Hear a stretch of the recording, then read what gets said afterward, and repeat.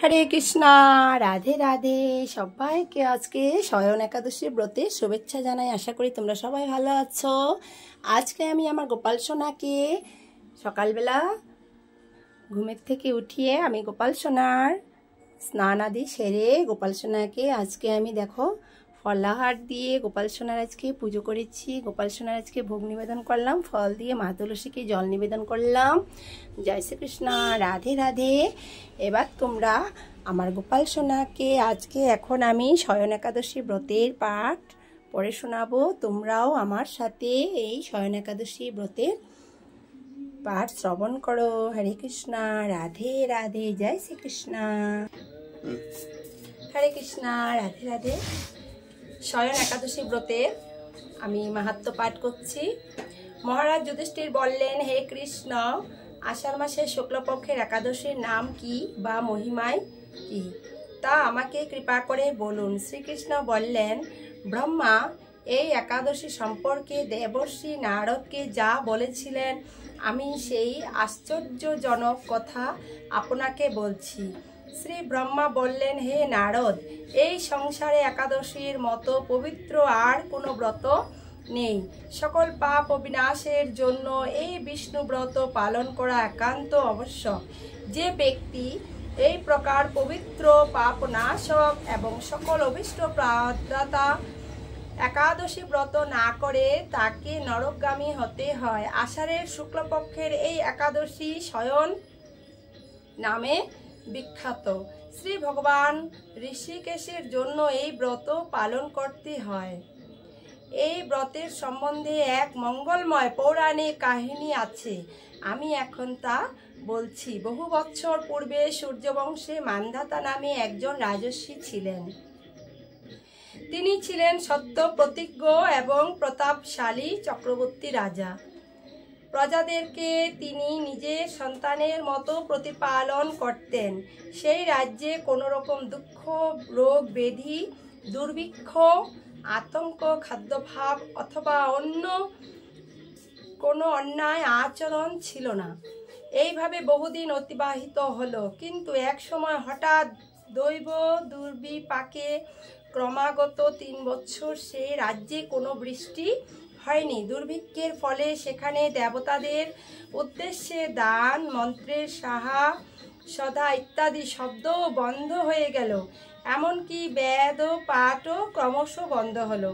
তখন প্রজারা তখন রাজার কাছে এসে বলতে লাগলো, মহারাজ, দয়া করে আমাদের কথা শুনুন। শাস্ত্রে জলকে নার বলা হয়, আর সেই জলে ভগবানের অয়ন অর্থাৎ নিবাস। তাই ভগবানের এক নাম নারায়ণ। মেঘরূপে ভগবান বিষ্ণু সর্বত্র বাড়ি বর্ষণ করেন। সেই বৃষ্টি থেকে অন্ন এবং অন্ন খেয়ে প্রজাগণ জীবন ধারণ করেন। এখন সেই অন্নের অভাবে প্রজারা ক্ষয়প্রাপ্ত হচ্ছে। অতএব হে মহারাজ, আপনি এমন কোনো উপায় অবলম্বন করুন যাতে আপনার রাজ্যের শান্তি এবং কল্যাণ সাধন হয়। রাজা মান্ধাতা বললেন, তোমরা ঠিকই বলেছ। অন্ন থেকে প্রজার উদ্ভব, অন্ন থেকেই প্রজার পালন। তাই অন্যের অভাবে প্রজারা বিনষ্ট হয়, আবার রাজার দোষও রাজ্য নষ্ট হয়। আমি নিজের বুদ্ধিতে আমার নিজের কোনো দোষ খুঁজে পাচ্ছি না, তবুও প্রজাদের কল্যাণের জন্য আমি আপ্রাণ চেষ্টা করব। তারপর রাজা ব্রহ্মাকে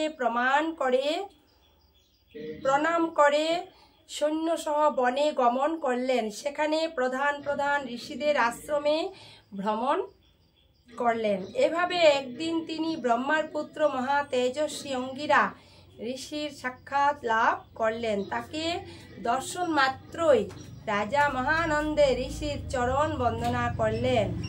মুনিবর তাকে আশীর্বাদ ও কুশল প্রশ্ন জিজ্ঞাসা করলেন। রাজা তখন তার বনে আগমনের কারণ সবিস্তারে ঋষির কাছে জানালেন।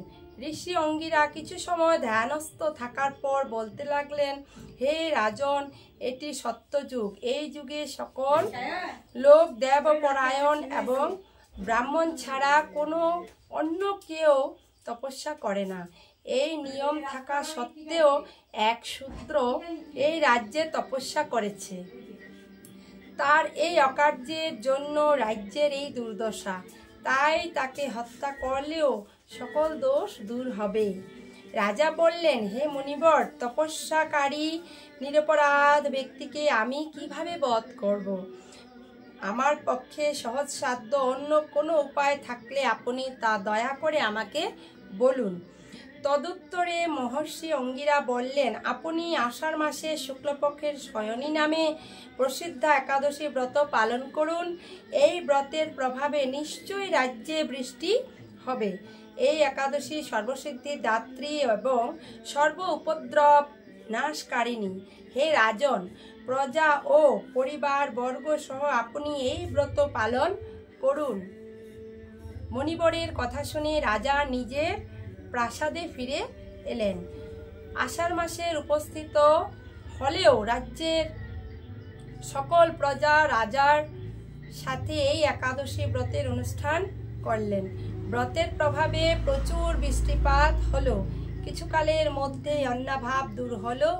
ভগবান ঋষিকেশের কৃপায় প্রজাগণ সুখী হলেন। এই কারণে সুখ ও মুক্তি প্রদানকারী এই উত্তম ব্রত পালন করা সকলেরই অবশ্য কর্তব্য। ভবিষ্যত্তর পুরাণে যুধিষ্ঠির শ্রীকৃষ্ণ তথা নারদ ব্রহ্মা সংবাদ রূপে একাদশীর এই মাহাত্ম্য বর্ণনা হয়েছে। হরে কৃষ্ণা, রাধে রাধে, জয় শ্রীকৃষ্ণ, হরি বল, জয় শ্রীকৃষ্ণ, হরি বল।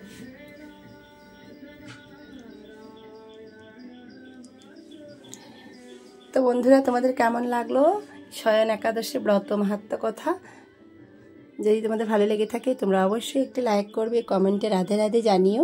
আর আজকে একাদশী ব্রতের সবাইকে, সকল ভক্তবৃন্দদেরকে আমি কোটি কোটি প্রণাম জানাই, আর ছোটদেরকে আমি আমার ভালোবাসা জানাই। আশা করি তোমরা সবাই ভালো আছো, ভালো থাকবে। জয় শ্রীকৃষ্ণ, রাধে রাধে।